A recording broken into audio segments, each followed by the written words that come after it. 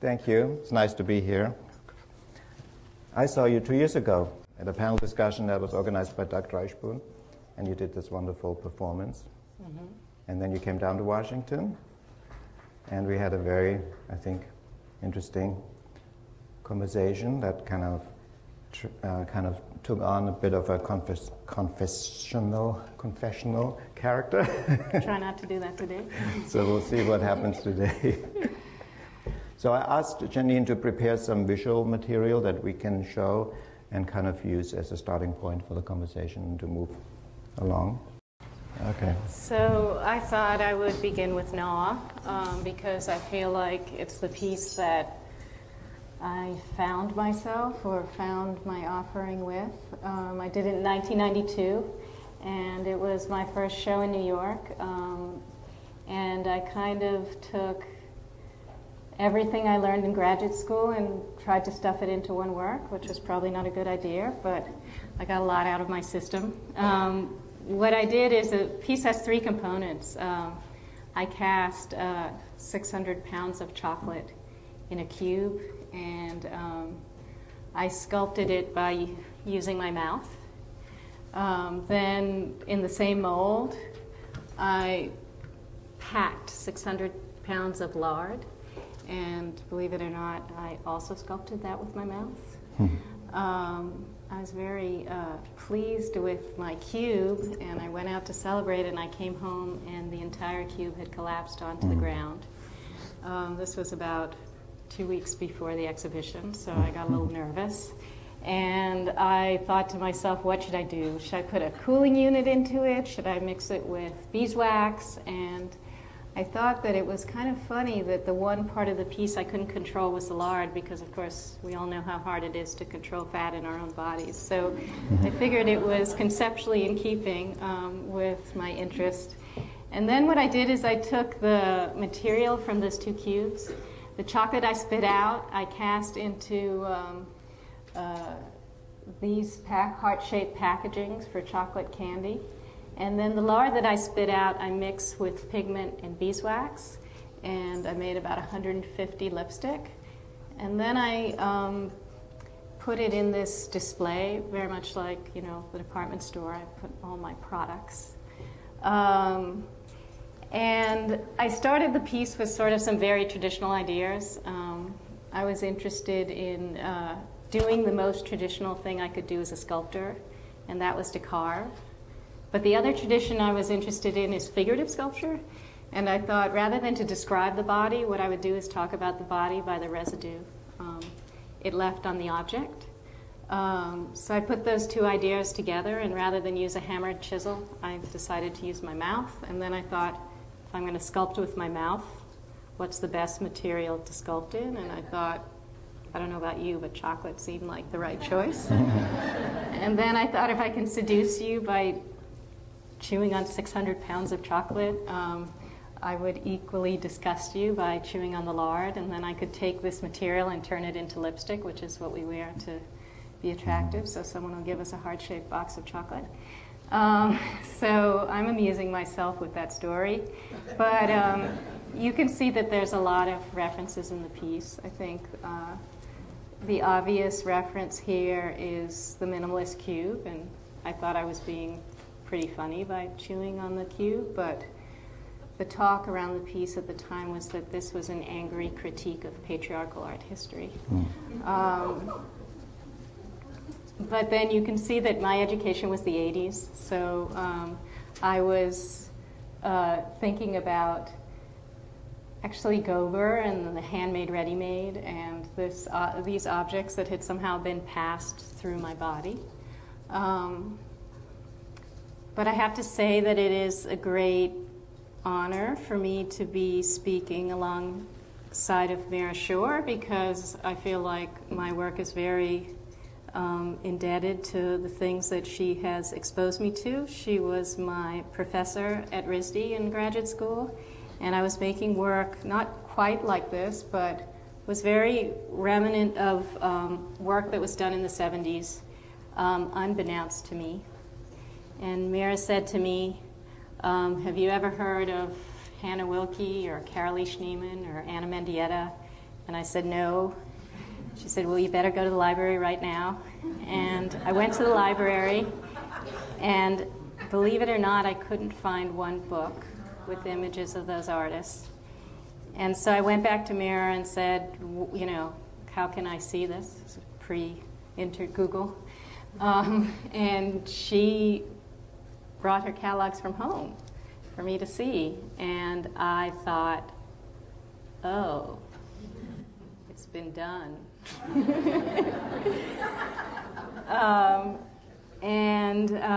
You know, I was taught by Mira and others about the feminism that was happening at the time in the 80s, Cindy Sherman, Sherry Levine,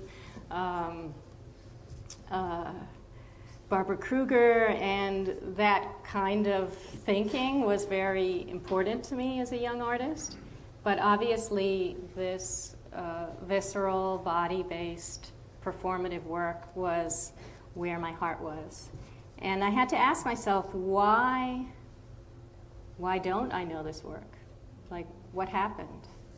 And I think it was at that moment that I decided that I would try to cite those women every chance I could as my lineage, even though I didn't know about them when I made the work. But I feel like because we didn't absorb them into art history, that I needed to somehow do it for myself. I think that times have changed. I hope they've changed a little bit, and those women are now an important part of the dialogue.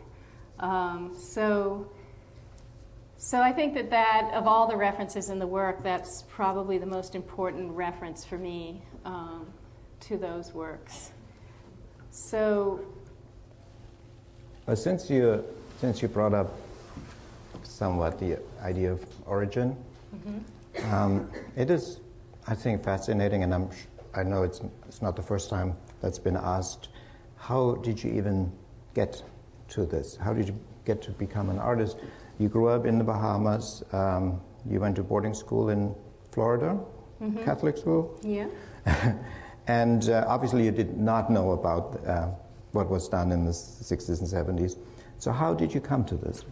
Well, I didn't know about art at all, really. There's no museums or galleries. Now there is, but there were no museums or galleries in the island that I came from, or in the whole of the Bahamas, really. And I made a lot of sandcastles. And I made a lot of crafts with my whole family. And so I was always a maker. My father's a plastic surgeon, which is a kind of sculptor, I guess. So there was a lot of talk about what was aesthetically appealing. And it wasn't till graduate school that I actually thought you just didn't make beautiful things, that things could actually mean things. And that's when it was like changing religions, realizing that. But it's funny because, you know, at RISD I met a lot of artists who grew up in New York going to museums from childhood. And in some ways I really envied that, and that's probably the life my daughter is living now. But I can remember my first shows in Soho and when I went away to school in London and going to see artists like, coming to mind, Richard Long. And we had to write essays on what we saw. And I was furious. And now, you know, one of my favorite works is the rock he picked up and walked a few miles and put back down. So now when work makes me furious, I have to stop and wonder how I'm going to feel later on. Right. So, should I keep going? Yeah. So this piece is called Loving Here, and it kind of grew out of Gnaw with this idea of using my body as a tool, also this notion of an everyday activity. So I thought if Gnaw was about sculpture, that now I wanted to do a piece about painting, and I thought that my hair would be a pretty good paintbrush. But instead of painting, I would refer to mopping the floor. So what happens with this piece is it's a performance, and the room is filled with people. And then slowly, as I mop the floor, I'm kind of mopping the people out of the room. And the important thing for you to know, and I'm not sure that you can tell from the slides, but that claiming of the space and the tension between people wanting to see me and people being pushed away is, for me, where the juicy part of the piece is. Whether they question that, I would hope that they would, because, of course, being on my hands and knees in this position is very vulnerable, but claiming the space is very empowering. And I was thinking about my mom as a little girl. She'd say, you know, Janine, go out and play. I just mopped the kitchen floor. And I was thinking, well, for the time that floor was drying, the kitchen was sort of her space. And could I do that in the gallery or in the museum? So I should also say that Loving Care hair dye is the medium, natural black. It's the kind of dye my mother uses to cover her gray at the time. So instead of cleaning the floor, I'm dirtying the floor. And so I was thinking of those images that you're probably very familiar with, of Pollock doing his dance around the canvas. That's why I've photographed them in black and white this way. But more importantly, I was thinking about Klein and those paintings, you know, of him putting blue paint on the women's bodies and rolling them on the canvas. And what Klein says is about those works is, rather than to paint the model, I wanted to paint with the model. And my response is that Loving Care is really about wanting to be the model and the master at the same time, and inherent conflict in that. For Klein, it was that was his kind of biggest leap that he made. You know, these anthropometries, as he called them. It was all about the idea of collaboration. That finally he broke free of this notion of being an artist alone in his studio, and he invited. I think he really basically just became lonely, and he invited these models over. But because he didn't paint traditionally, he didn't really have anything for them to do, because he wasn't going to paint them. So they just hung out. And then at some point he realized maybe they should just make the work. and that's what happened. And he called them his living brushes, because he liked the idea of not even touching anything.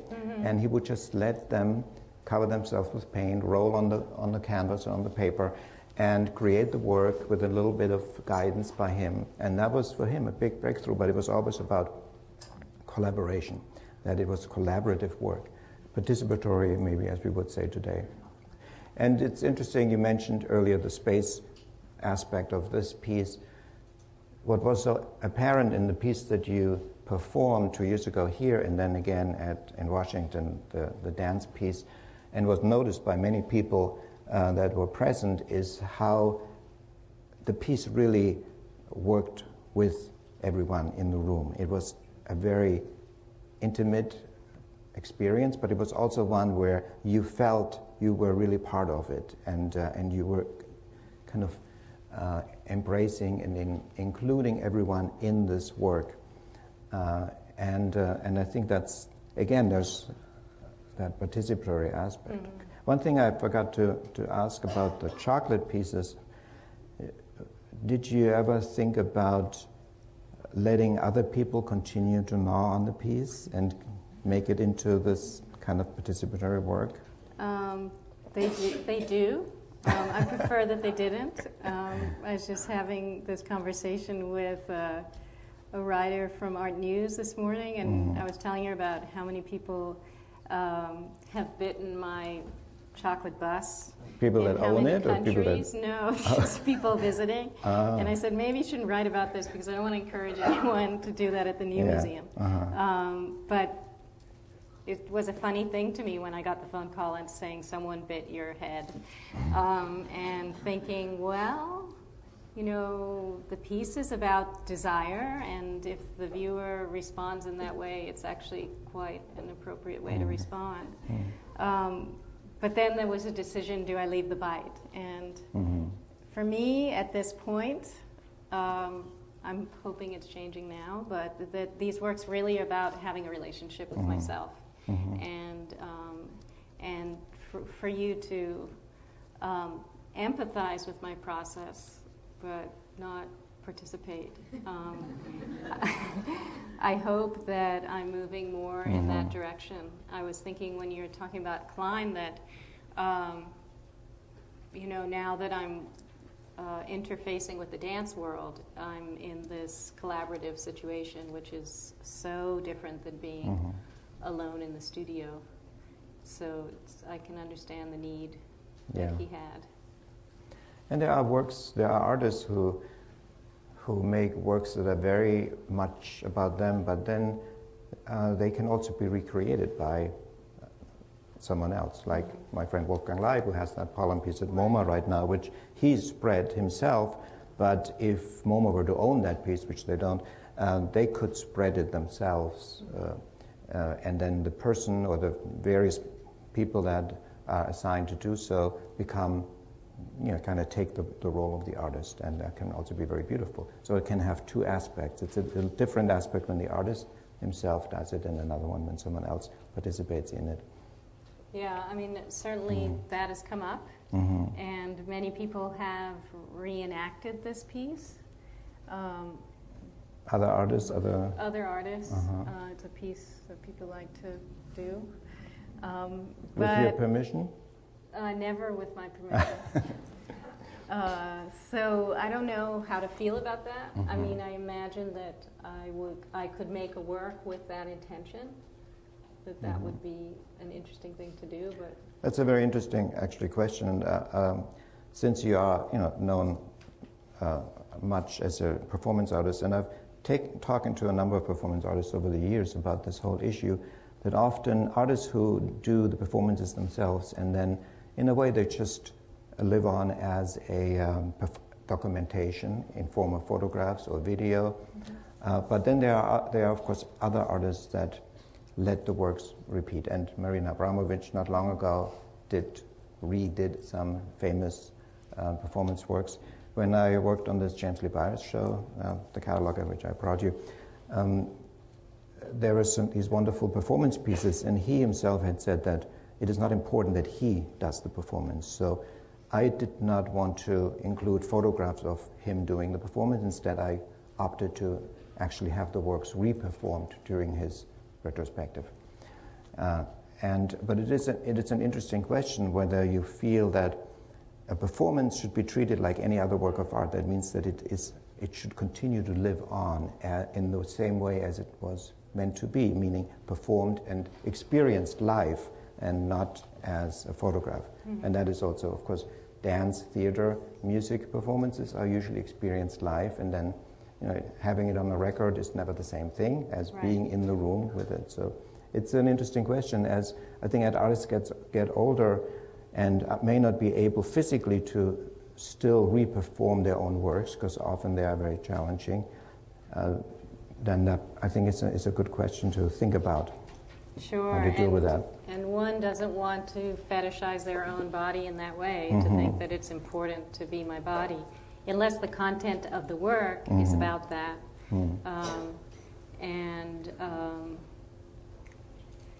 I mean, Marina's show was a good study on this, because they had the photographs of the performance, they had it with the small text, and then the live performance, and then the video performance, so you could really see. And I wondered if it's my generation that kind of fetishizes the photo and the text, because there's more space for me to enter it. And we know Marina has a kind of incredible presence that it would take a very good performer to be able to approximate. And then she did that same thing with her own show at MoMA, where she tried to... Yeah, that's the show I'm talking about. Oh, yeah, but I was talking about the show at the Guggenheim brought up a whole slew of questions that we have to contend with now. Yeah. To me, it seemed somewhat sterile and not quite... it was so protected because it was in this kind of sacred space, almost. I think the piece for me that really brought up some interesting questions is the story of doing Boyce's piece, explaining art to a dead hear, and I thought it was just that photograph of him with the dead hear, because that's all I knew. And then there's this dramatic story of her going to the home of the widow of Boyce, and her rejecting him, her and telling her that she can't do the piece, and then finally getting permission and finding out the piece was something that none of us knew. So that was an opportunity to see what the piece really was in some way. Yeah. So this is the piece that's at the New Museum right now, and it's a piece called Lick and Lather. I did it for the Aperta section in the Venice Biennial, and I knew that there would be classical sculpture in Venice, and I wanted to do something that somehow related to the site. And of course I was thinking about issues of identity and self-representation. So I wanted to take on self-portraiture. And I asked myself some obvious questions like, why do we make self-portraits? And I think one reason is to immortalize ourselves. But of course, I'm working with, this is chocolate and soap. I cast it directly from my body, and then I just imitated the classical stand, and then I reshaped my image by licking the chocolate and washing the soap. So, you know, I thought I had kind of covered that idea about mortality or immortality, and then I get to Venice, and as you know, Venice is totally eroding, and I see these stone sculptures and the faces are washed away, and I'm thinking, what does that say about our mortality? Even stone has a lifespan. But I was also thinking about, you make a portrait to like present a kind of public image to the world, but of course maybe that's not the best way to describe the self. Are we more ourselves, you know, alone, taking a bath or having our dinner at night? And could I use those processes to describe the self? But the funny thing is that, you know, through these processes, I'm slowly erasing my image. And I had to think about that. Like, what does that say about this kind of love-hate relationship we have with our physical appearance?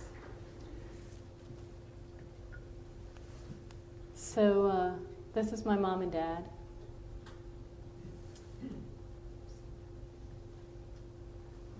And this is also my mom and dad.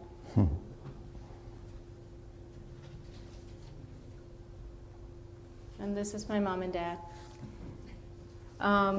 I thought it would be a great idea to turn my mom into my dad and my dad into my mom.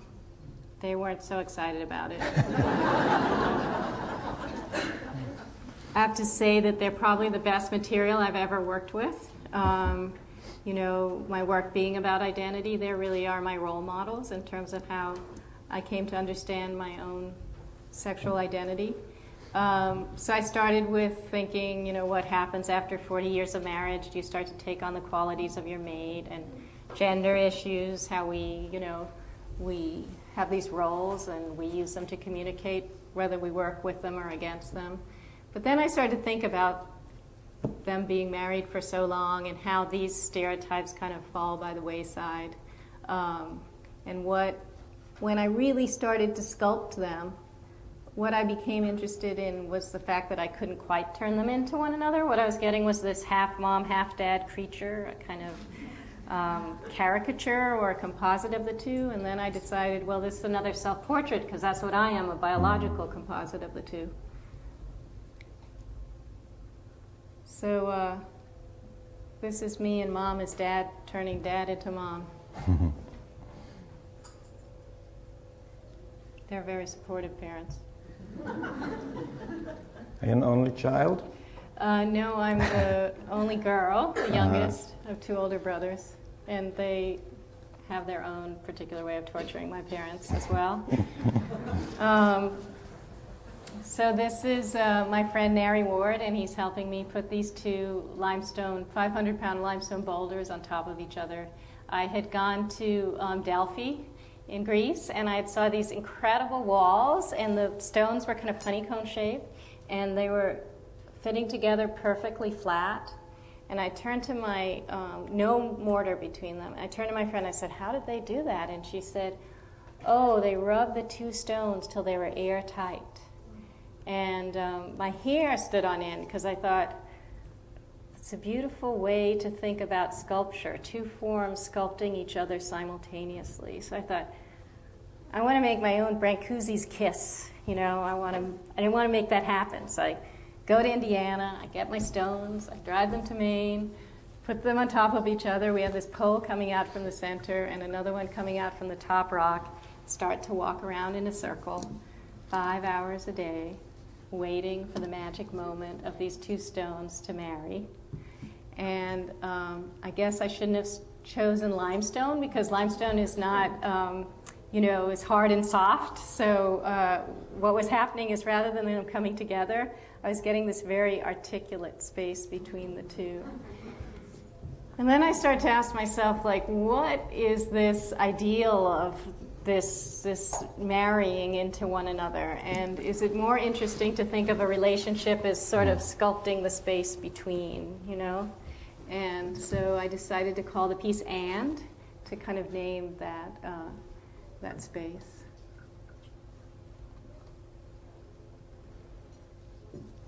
So this piece is called Mortar and Pestle. It's my tongue and my husband's eye. I like to say that the inspiration for this piece is to know the taste of his vision.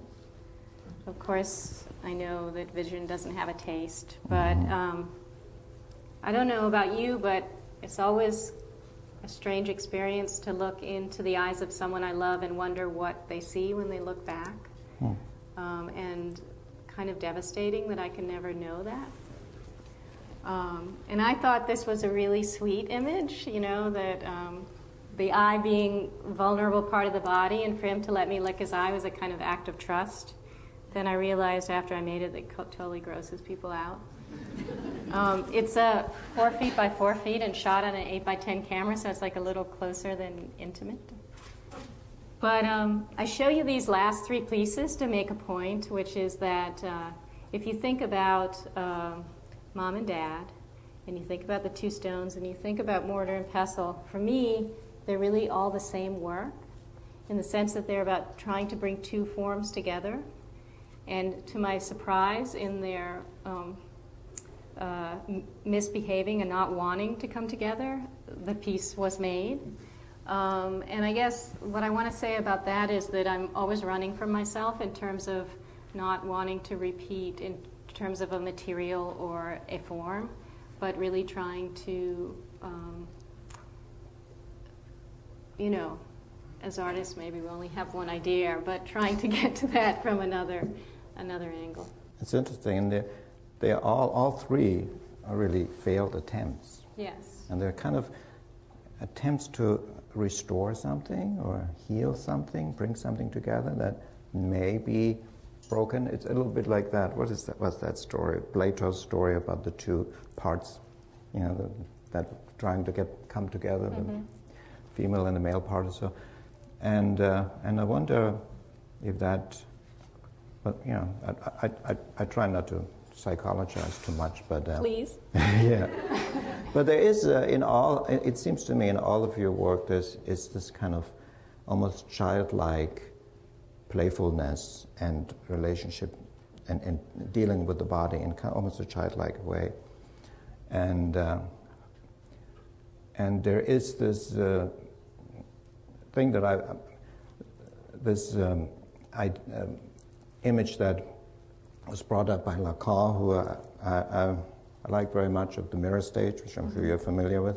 But really the gist of it being that there is this kind of, when you first discover yourself as a very young child as a mirror image, then you have this fragmentation going on. There's something, suddenly there is this break. And so it seems to me a bit like this is a little bit going through a lot of your work. It's funny because my images have been used in a lot of psychological magazines, which I don't know how to feel about that. But I think it's interesting that you bring up the fact that that those 3 pieces were made kind of in spite of me, or actually through a kind of misunderstanding. I think that generates a lot of my work. But also to think about process, like I believe so deeply in the process and following the process that it will make the meaning instead of me trying to apply the meaning, that if I create a situation which is ripe, that I can trust that process for meaning to rise out of it. And I think as I mature as an artist, I have more and more faith in that and try to float without imposing meaning for as long as I can and just wait and pay attention and sort of follow, and maybe this is the childlike thing you see, but really to follow a desire I have, you know, an experience I want to give myself, and then hope. And there's a certain, maybe also the child thing comes in, because there's a certain amount of naivety and innocence. It's kind of an innocence, I think, in your work. That's nice. And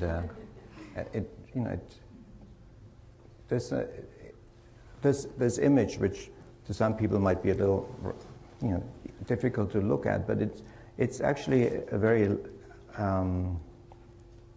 loving and kind of, I don't know the right word, hopeful image that has a lot of belief in something. It's very innocent to me, it seems, maybe. I was simply. looking for another image. I wanted to really block his vision with my tongue. As I call, you have to look forward, and then I call my dad. I said, we need some anesthesia, so and then we had to get this huge light to be able to get enough light to get the image. And it wasn't my tongue that was abrasive at all. It was every time the flash would go, I would go back. And I got, the contact sheet, and I was like, the images where I actually got him to look straight into the eye weren't half as powerful as this image, because the eye kind of was flipping back in relationship to the tongue, and it became really a dialogue there. And then, of course, I was thinking about that ecstatic moment when the eyes roll back and things like that. So looking at the time, maybe we should skip forward a little bit. Sure, so I'm going to skip the cow, the mother. Yeah, let's skip cow these. Again. And why don't we go to the newer work? Yeah, let's start with this. So last time I was at the CAA, I talked about an obsession I have for the past 5 years or so. I've been doing a form of ecstatic dancing called the 5 Rhythms, and it has been a tremendous revelation for me in terms of access to my unconscious, and so much so that I laid a dance floor in my studio, and I'll tell you all about that. But I found out that a curator at the Hayward was doing a show called Move Choreographing You, and she had asked me to show Loving Care in the show, and the show was performance artists and choreographers, and it was about how the object choreographs the movement of the viewer. And I was like, thought that was such a beautiful idea, and I've never done this before, but I called her up and I said, you have to put me in the show. She said, I'd love to, but there's no room for you, but you can perform. And then I looked at this list of every choreographer I've ever admired in my life, and I said, I don't think I'll perform. And I came up with a proposal that would take no space, which is that I wrote a love letter from the perspective of the object to the viewer, as if the object was watching the viewer walk around it. And then I convinced the museum to print it on a ripped out sheet from their gallery guide, and to slip it into people's personal belongings when they checked their stuff at the coat check.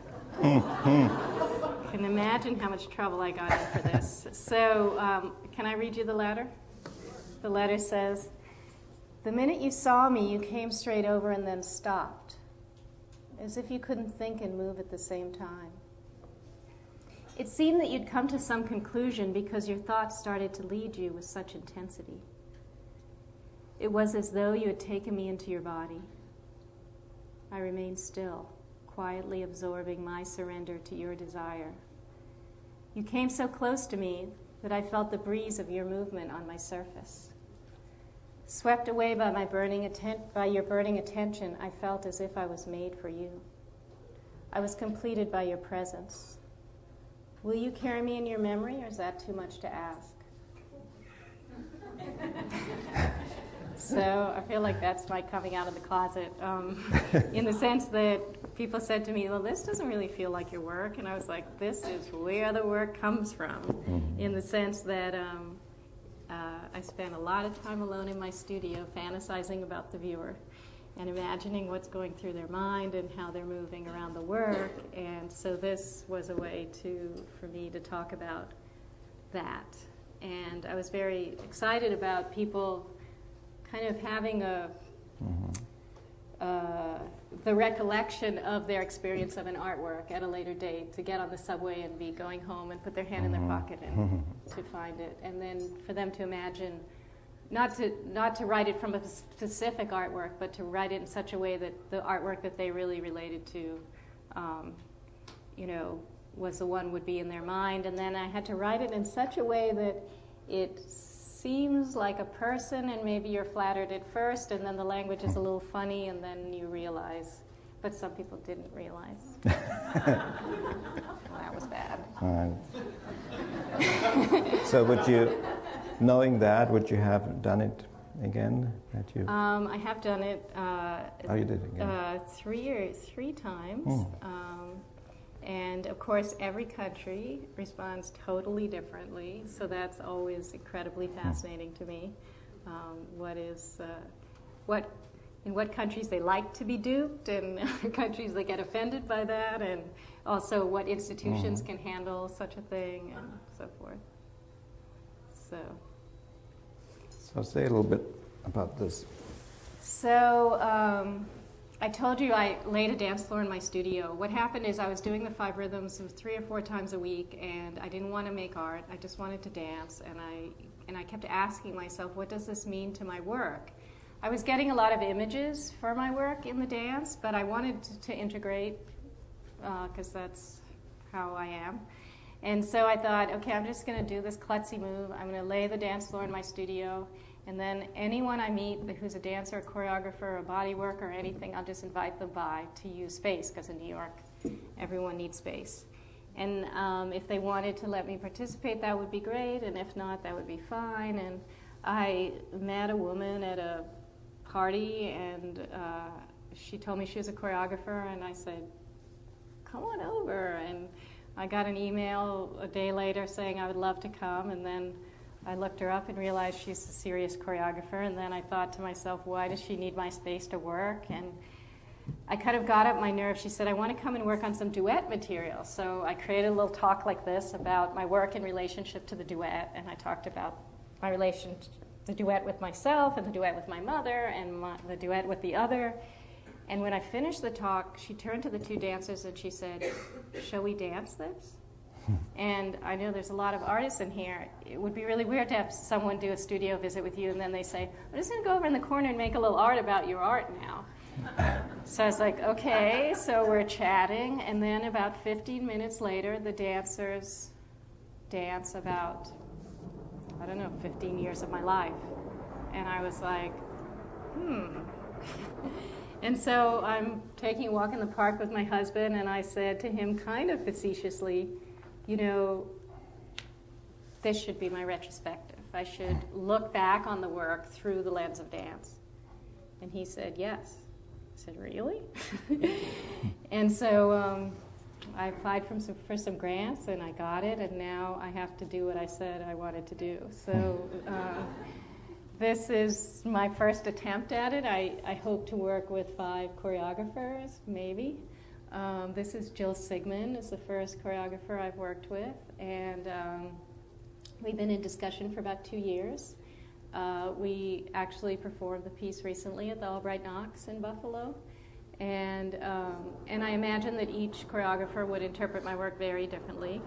But the funny thing about Jill is I said, well, will you do this? And she turned to me, she said, yes, but I'd like to do the piece on you. And I said, on me.